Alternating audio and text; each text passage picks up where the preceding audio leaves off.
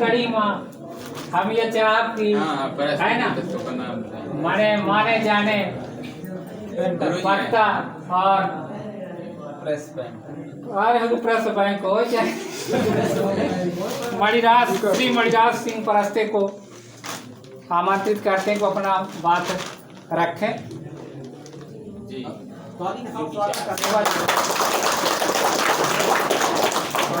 लगाए दिन परस्ते से खुले जा रहे भारत खो रहेंगे हाँ कब तक दबे रहे। हाँ तो आज जैसे अपन सबसे मालूम है कि आज 9 अगस्त पूरे देश में नहीं बल्कि विश्व भर में मनाई जा रही विश्व आदिवासी दिवस है ना।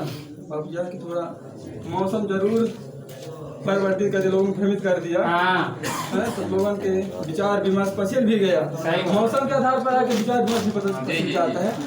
और सबसे पहले जैसे वजह बड़ा देवा सब आए हुए हमारे वृद्ध बुजुर्ग वरिष्ठ लोगों से माता भाइयों बहनों से मेरा यही है कि जो हमारे आदिवासी समाज के मसीह हैं उनको भी मैं जैसे वजह बड़ा देव नमन करता हूँ, अर्पित करता हूँ, श्रद्धा सुमन करता हूँ। तो सबसे बड़ी बात यही है कि आज ऐसा दिन है तो लोगों में उत्साह उस हिसाब से नहीं दिखाई दे रही है कि हम मतलब कहने का मतलब 2 वर्ष हो गए इस उमरिया में विगत वर्षों की भांति इस वर्ष भी शुरू है। तो लोगों में इतना उत्साह दिखना चाहिए कि हमारे गांव में कुछ कार्यक्रम हो रहा है। यदि हो रहा है तो हमें सारे काम छोड़कर जिस तरह बोर्ड में किनारा दिया रहता है कि सारे काम छोड़ दो, सबसे पहले वोट दो। तो यही हमारा उद्देश्य होना चाहिए, सारे काम छोड़कर आओ मनाए आदिवासी दिवस मिलजुल कर। तो ये हमारा उद्देश्य ही होना चाहिए। तो देश के पीछे जुड़ी रहती है कि हम उस उद्देश्य तक पहुँचे, उस कर्तव्य तक पहुँचे, तब हम आगे की ओर बढ़ सकते हैं। तो हमको नजर ये नहीं आता कि पहले सीढ़ी पर हमें कदम रखना चाहिए, फिर इसके बाद क्रम से आगे बढ़ेंगे। तो लोग क्या है भ्रम जाल में फंस जाते हैं, कोई कुछ बताते हैं कोई कुछ बताते हैं, लेकिन आज ऐसी कोई बात नहीं है। आप सब कुछ आप आधुनिकता में इस चीज़ को देख रहे हैं, घर बैठे सब कुछ देख रहे हैं, पढ़ रहे हैं, सुन रहे हैं कि वास्तविकता हमारे समाज में हमारा समाज जो है किस गति से गुजर रहा है और अन्य समाज किस गति से गुजर रहा है, उसको भी ध्यान में रखना है। और जहाँ यदि गलतियाँ हो रही है उसको ध्यान देना और सब मिलजुल कर उसको क्या सुलझाना है, तभी तो हम आगे बढ़ पाएंगे। यदि हमारे समाज में कोई गलती कर गया तो उसको इतना बोर भी नहीं करना चाहिए कि तुमने इतना गलती कर दिया, और हम उसको क्या हमें समझना चाहिए, उस गलती को देखना चाहिए, तब ना फिर उसको हम निर्णय ले पाते हैं। ये कि नहीं कि निर्णय लिए बिना ही उसको बोरियत महसूस कर दे। तो यदि वो बोरियत हो जाएगा तो फिर पीछे ना हो जाएगा, डिलीट हो जाएगा। इस तरह मोबाइल में कहते हैं कि डिलीट हो गया, फिर उसका तो आगे नाम निशान मिट गया। मतलब एक बार डिलीट हो गया तो उसको आगे कोई ना कोई उसको आगे बढ़ाने की गति देना चाहिए ताकि आगे बढ़ सकेगा। हमारा आदिवासी समाज इतना कमजोर नहीं है कि जितना अन्य वर्गों से, फिर भी क्या हमारी मानसिकता ऐसी एक मानसिकता कुचल दिया जाता है, दबा दिया जाता है, ठोकर मार दिया जाता है कि हम लोग बोल नहीं पाते। एक बार लुढ़क गए तो अन्य समाज को आप देख रहे हैं कि ठोकर खाते हुए भी आगे बढ़ते हैं, उनको कितना भी इंसल्ट कर दिया जाए, बदनाम कर दिया जाए, फिर भी उस चीज को नहीं देखते, उनको आगे मंजिल को देखते हैं। और हम मंजिल को देखते हुए अरे कहते क्या होगा, यही कह देते हैं, होता रहता है। सही बात होता रहता नहीं, मंजिल को सिर्फ देखना चाहिए। और उदाहरण बताते हैं, कौरव पांडव की सुने होंगे, पढ़े होंगे, छोटे छोटे बच्चे जो हैं कि लक्ष्य था अर्जुन का, वो चिड़िया थी जो पेड़ में बैठा था, उसका निशाना था सिर्फ गुरुद्रोणाचार्य ने पूछे कि आप इस चिड़िया को देख रहे हैं, 5 भाइयों से पूछे तो वहां कह रहे ये पेड़ में चिड़िया बैठी है, लक्ष्य किधर है, उस चिड़िया पर है ना, इस चिड़िया को देख रहे हैं। मतलब 4 भाइयों में से सभी को पूछे तो कहे कि चिड़िया को ही देख रहे हैं, ठीक है ना। तो लक्ष्य कहाँ था, आंख पर था, है ना। तो जब अर्जुन से पूछा गया कि आप किसको देख रहे हैं, आपका निशाना कहाँ है, आपका लक्ष्य कहाँ है, तो बताया कि आंख पर। सिर्फ मैं आंख को देख रहा हूँ और मुझे कुछ नहीं दिखाई दे रहा है, न पेड़ दिखाई देता है, न उसके पंख दिखाई देते हैं, न कोई अन्य चीज नहीं दिखाई दे रहा। सिर्फ क्या दिखाई दे रहा है, आंख दिखाई दे रहा है, क्योंकि आंख को ही मारना है। तो जब आंख को मार देंगे तब हमारा निशाना सही होगा, लक्ष्य पूरा होगा। तो हमारा क्या है कि एक लक्ष्य भी होना चाहिए, समाज के प्रति, गांव के प्रति, परिवार के प्रति आगे बढ़ने के समाज देश समाज जो है उसके लिए। तो हमारा लक्ष्य भी होना चाहिए, कुछ सिद्धांत भी होना चाहिए। देखिए तब हम ही आगे बढ़ पाएंगे। यदि लक्ष्य हम यदि किसी चीज़ को नहीं बनाए हैं तो हम आगे नहीं बढ़ सकते हैं। और हमें कंधे से कंधे मिलाकर चलना है। हमारे आदिवासी समाज आप देख रहे हैं, वो तो पढ़ भी चुके हैं कि हमारे समाज जो भी अच्छा काम करते हैं उसको पहले कुचल दिया जाता है, धकेल दिया जाता है। चाहे जितना भी अच्छा काम करेगा लोगों को यही बताएं कि वो गलत है, अच्छा काम नहीं कर पाता है। और थोड़ी सी बड़ी बात यह है कि यदि नशा पत्ती के उसका सेवन करता है तो उसमें मिला दिया जाता है, कह वो ठीक नहीं है, देख तो पी खा रहा है, और जबकि वो अच्छा काम करेगा। और इसमें से लोग भ्रमित हो जाते हैं, वो ठीक कह रहा है, वो पियादी है, वो सही काम करने वाला नहीं है। आप उदाहरण गाँव की भी देख रहे हैं। गाँव की उदाहरण यदि हम आपको बता दें तो आपको हंसी होगी, मजाक होगी कि हमारे समाज में आज यहाँ के जो मुखिया हैं, या कि मुखिया कहने का मतलब जो अनुभवी है, मुखिया एक होते हैं, दूसरा अनुभवी होते हैं, कुछ प्रतिष्ठित व्यक्ति होते हैं, आप सब लोग जानते हैं, है ना। तो मुखिया मंदिर गाँव का सरपंच कहने का मतलब हो गया। अनुभवी जो यहाँ के गाँव के बारे में जानते हैं, पूर्व की बात जानते हैं, वो अनुभवी हो गए, वरिष्ठ हो गए, तो उनको हमें सम्मान भी देना।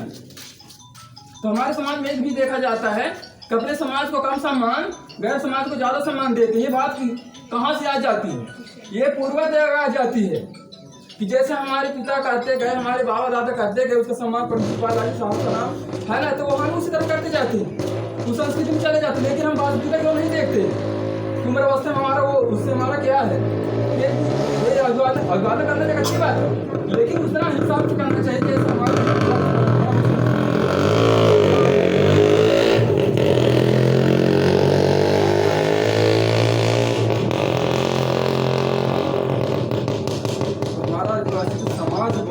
जाल है जिसका यार मछली के लिए जाल फंसाते हैं, नदी ये तालाब में डाल देते हैं, यदि जो फंस गए जो भी जीव जंतु तो फंस जाते हैं। उसी तरह हमारे का आदिवासी समाज है, अन्य समाज के द्वारा क्या है, जाल फंसा दिया जाता है, सब उसमें फंस जाते हैं। कोई उसमें बाद में निर्णय नहीं ले पाता है, सब उस जाल में फंसते जाते हैं। कोई काटने का वो नहीं लेता है, जाल को फंसना चाहते लालच में। जैसे आपको मान लीजिए वोट बैंक बनाना, थोड़ी देर उदाहरण देते हैं, तो 4 तरह से उनकी स्कीम रहता है, साम दाम दंड भेद। यदि वोट हमें हासिल करना है तो आप पहले तो आप मन बनाते लेते हैं, उसको वोट नहीं देना है, यही बताते हैं, अपने मन में बताते हैं, अंतरात्मा लोगों के सामने बताते हैं वोट नहीं देना, उसको फलाने को नहीं देना है। परंतु यदि साम दाम दंड भेद को अपना दिए तो वास्तविकता उसी को वोट आप दे देंगे, आपको खरीद लेते हैं। बताइए आज आपका दिमाग को खरीद लिए। मत यही विचार होता है, मत का 2 अर्थ निकलता है। एक मत का मतलब नहीं ना काम करना, एक मत का होता है आपका विचार, यानी आपके विचार को भी वो खरीद लेते हैं। बताइए हमारा इतना बड़ा शरीर और हमारे विचार को उन्होंने खरीद लिया। आप कल्पना कीजिए कि किसी भी हालत में अपने विचार को नहीं देना उनको, यदि आपने दे दिया तो पूरी संपत्ति दे दिया। कहते हैं, यही अक्सर लोग कहते हैं कि एक वोट में होता क्या है। अब बताइए, लोगों की जुबान से सुना जाता है वोट में होता क्या है, दे देते हैं, हो गया। तो इसी तरह सभी कहते हैं, सभी विचार में ही बंधा रहता है कि एक वोट में होता क्या है, एक वोट में होता क्या है, तो बहुत सारे वोट हो जाते हैं। आप कल्पना कीजिए, और वही वोट एक एक करके कब आगे बढ़ा देता है। तो आप यदि उस कल्पना को हटा देंगे, उस विचार को हटा देंगे, नए विचार शामिल कर लेंगे तो जरूर सफलता मिल जाएगी, परिवर्तन आ जाएगा। ये सोचने समझने की जरूरत है। कहते हैं ना, जब जागो तभी सवेरा, नहीं बाकी अंधेरा तो छाया है। अंधेरे से उजाले की ओर जाना तो हमें क्या चाहिए, प्रकाश चाहिए, उसके लिए विचार विमर्श चाहिए। आपको स्टोरी और एक बता दें, आप खरगोश की और उसकी जानते हैं, शेर की। पूर्व में बहुत पढ़े थे हम लोग, जब दूसरी तीसरी पढ़ते थे, क्यों जो खरगोश जो है, शेर सभी जानवरों का वध करता था कि एक दिन हमारे एक दिन का भोजन होंगे पूरे जानवर जो है, और हमारे पास आओगे। भाई जंगल का राजा था, सब वो आदेश दिया था कि एक भी जानवर न छूटने पाए, जितने जंगल जानवर हैं तो एक दिन हमारा भोजन हो जाएंगे, तो अपने से आओगे। हुक्म था राजा का, मानते थे सब जानवर, उसके अपनी सुरक्षा से जाते थे अपने मौत की घाट में। पर जब खरगोश की बारी आई तो उन्होंने सोचते गया कि मरना तो है, तो लेकिन कुछ विचार तो ढूंढ लिया जाए। अब देख ली खरगोश कितना बड़ा होता है, फिर भी बदमाश चतुर चालाक होता है ना। तो विचार करते गया, तो एक जाते जाते क्या है, कुआं पड़ा। कुआं को ऐसे झांकता है तो उसका परछाई दिखा जाता है कुएं के अंदर, यानी पानी दिखाई देता है तो सोचता है कि अरे एक दो हो गए, हम तो एक है एक और हो गया। तो चलो ना, यही संदेश जो शेर को बताते हैं, सुनाते हैं क्या हमारा निर्णय सही होता है कि नहीं होता है। भैया वो तो फंसा हुआ था, तो रास्ता तो ढूंढना ना चाहिए। तो जाकर जब पहुंचा तो जब लेट था तो पहुंचे, क्या खरगोश कैसे लेट हो गए भाई, वो राजा का हुक्म आदेश था, तेज तर रहा था, कैसे लेट हो गए। अरे क्या बताएं हजूर, लेट तो हो ही गए, आते जाते एक रास्ते में पकड़ लिया था दूसरा शेर, तो उसके चक्कर में फंस गए। पर बताए उसको कि नहीं हमारा राजा और है, तो छोड़े किस तरह से आए हैं। तो मैं बोले बताओ क्या कैसे, कहीं चलिए ना आप देख लीजिए, उस कुआं के अंदर है, आप भी जैसे राजा, तो हम सोचे वही है आप ही हैं। तो शेर को लेता आया, बताओ जब कुआं के अंदर झकाए कि देखिए इसमें कि आप जैसे हैं राजा महाराजा। जब शेर देखता है कुआं के अंदर तो उसी की परछाई दिखाई देता है, तो उसको अब तो भाई आओ ना देखे ताओ भोजन तो प्यासे थे। तो जैसे देखा तो शेर दिखाई दिया और उसी समय उन्होंने छलांग लगा दिया और उसमें केस हो गया, अपने मौत की घाट उतार दिया। तो वो क्या है, खरगोश फ्री हो जाता है कि हमारा जो विचार है सक्सेस हो गया। अब बताइए तो हमारा मतलब खरगोश इतना जब चतुर था, कहने का मतलब हम भी आदिवासी हैं, आदिकाल के निवासी मूल निवासी हैं, तो हम भी कुछ चतुराई से काम लेना है। यदि समाज में जीना है, अपनी जीविकोपार्जन को आगे बढ़ाना है, तो कुछ ना कुछ तो कुछ चतुराई करना पड़ेगा। शिक्षा के साथ चतुर चालाक भी होना चाहिए। शिक्षा भी मायना नहीं रखता है, शिक्षा तो सिर्फ किताबी ज्ञान है, और चतुराई अपने आप कहते हैं राजनीति कूटनीति समाज नीति जो है, जब तक ये आदमी नहीं सीखता तब तक समाज में प्रवेश नहीं कर पाता, उनसे डील नहीं कर पाता है। राजनीति और समाज नीति एक ही दूसरे के पूरक हैं।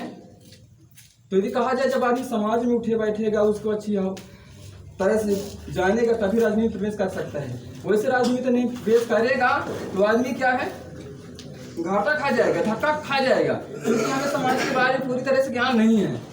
तो राजनीति का जो संबंध है समाज से ही जुड़ा हुआ है। तो लोग क्या आपस में राजनीति और समाज नीति तय कर देते हैं, ये बात अलग है, उसकी परिभाषा भी अलग है कि राजनीति को कहाँ महत्व देना चाहिए। और समाज तो है, पूरे समाज, पहले हमारे समाज का ही जन्म हुआ है, राजनीति का बाद में हुआ है। समाज की बात को अच्छी तरह से जो समझता है वही राजनीति कर सकता है, नहीं तो वो परेशान हो जाएगा। क्यों चूहे जैसे, और चूहे की कहानी है बता देते हैं।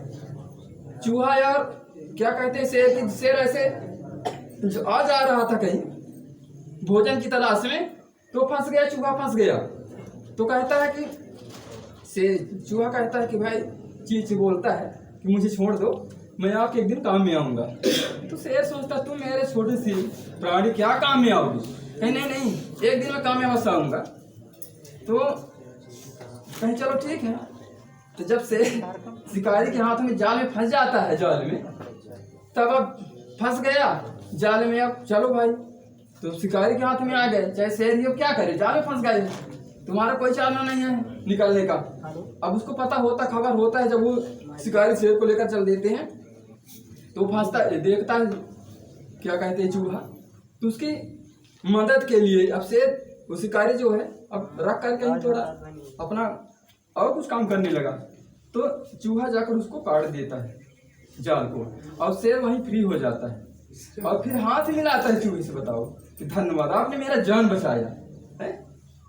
तो इस तरह की बताओ एक दूसरे के सभी पूरक हैं, काम में आते हैं। ना कोई यदि छोटा है तो हम उसको ना समझे कि छोटा हमारा काम में आएगा, और कोई बड़ा है तो वो भी ना समझे कि ये बहुत बड़ा है तो ये भी हमारे काम किस काम का होगा। सब एक दूसरे की जीव जंतु जो है एक दूसरे की पूरक, एक दूसरे के सहयोगी हैं, इसलिए मिलजुल कर ही रहना चाहिए। और सबसे बड़ी सिद्धांत और विशेषता क्या है, कुछ ऐसे बातें हैं सामाजिकता की, कुछ गोपनीयता भी बातें होती है लोगों की नहीं बताना चाहिए, दीगर समाज को नहीं बताना चाहिए। यदि हम उस गोपनीयता को भंग कर दें तो हमारे समाज में पहले वही भंग करना शुरू कर देंगे। तो अब कुछ गोपनीयता बात भी होनी चाहिए, जो उस चीज को छिपाना चाहिए, अपने समाज के बीच रहना चाहिए। तो लोगों में क्या है, ये गोपनीयता भी भंग कर देते हैं। कहते हैं ना कि हम बाहर चाहे घर के लिए कितना भी बनाए, एक द्वार रखे हैं तो दूसरा भी द्वार बन जाएगा अपने यहाँ, होता है ऐसे। किस द्वार से प्रवेश ना करके उस द्वार से प्रवेश करें। जब हम अच्छी तरह से उस बारी को बनाए हैं, भेड़ को बनाए हैं, तो दूसरा कैसे होगा। घर कहते हैं ना, घर के भेदी लंका ढावे, तो जो होता है तो घर से ही होता है।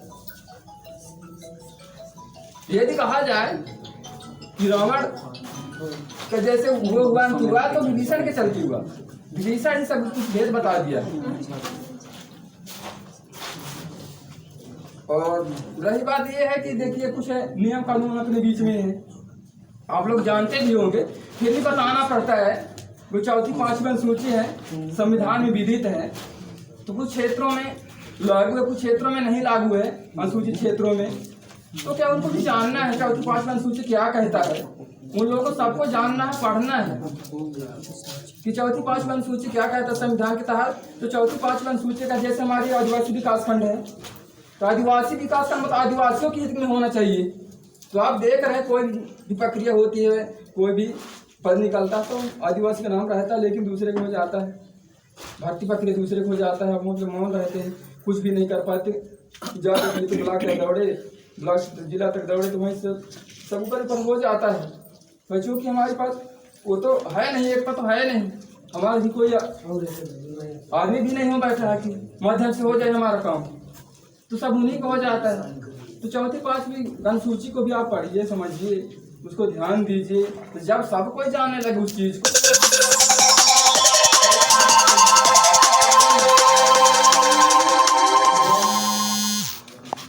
अब ज़्यादा समय ना देंगे, अन्य भाई बंधुओं को भी समय देंगे ताकि वो भी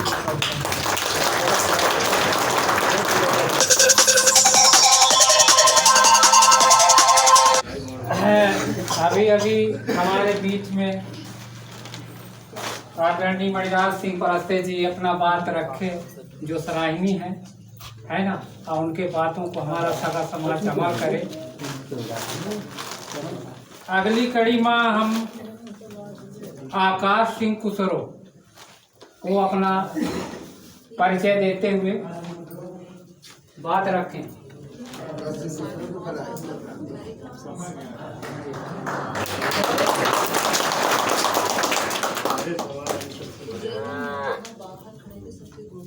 जी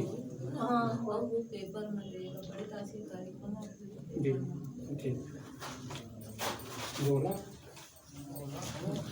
अपन परिचय दे, उसमें हम अपन नाम परिचय बतावा, सबके सेवा जोहार करा सगा समाज से।